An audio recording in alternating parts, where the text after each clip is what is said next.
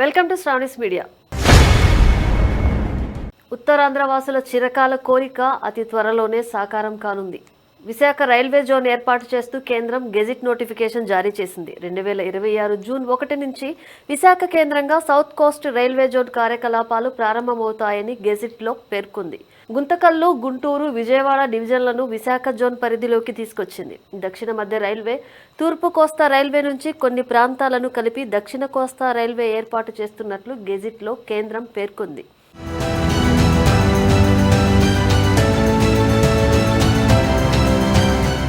రాయగడ నుంచి కొన్ని సెక్షన్లను విశాఖ డివిజన్లో కలుపుతూ ఉత్తర్వులు విడుదల చేసింది. తాజా ఉత్తర్వులతో రాయగడ డివిజన్లో ఇంతకు ముందున్న Palasa, Ichchapuram railway line, Ichchapuram, Duvvada, Vizianagaram railway లైన్లు విశాఖ డివిజన్లో చేరాయి.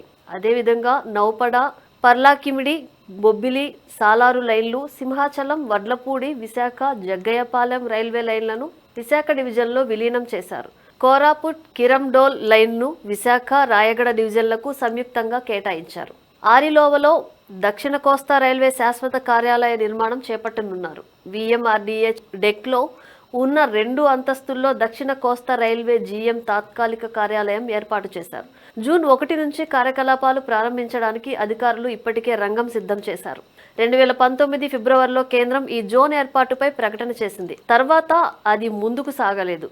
చివరికి 2025 జనవరిలో డిపిఆర్కు ఆమోదం తెలిపి అదే నెలలో జోనల్ కార్యాలయం భవన నిర్మాణానికి ప్రధాని చేతుల మీదుగా శంకుస్థాపన చేశారు. తాజాగా కీలకమైన గెజిట్ నోటిఫికేషన్ రావడంతో అధికారిక కార్యకలాపాలు ప్రారంభం కానున్నాయి.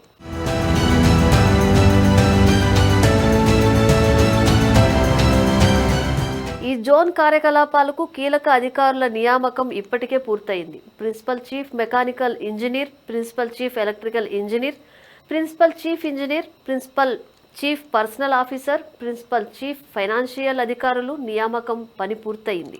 ఇతర డివిజన్ల నుంచి ఆప్షన్లు కోరగా 3,000 మంది విశాఖ జీఎం కార్యాలయం పరిధిలో పనిచేయడానికి ఆసక్తి వ్యక్తం చేశారు. జీఎం కార్యాలయంలో 1,200 మంది అవసరం. జోన్ అంతటా 17,000 మంది వరకు పనిచేస్తారు.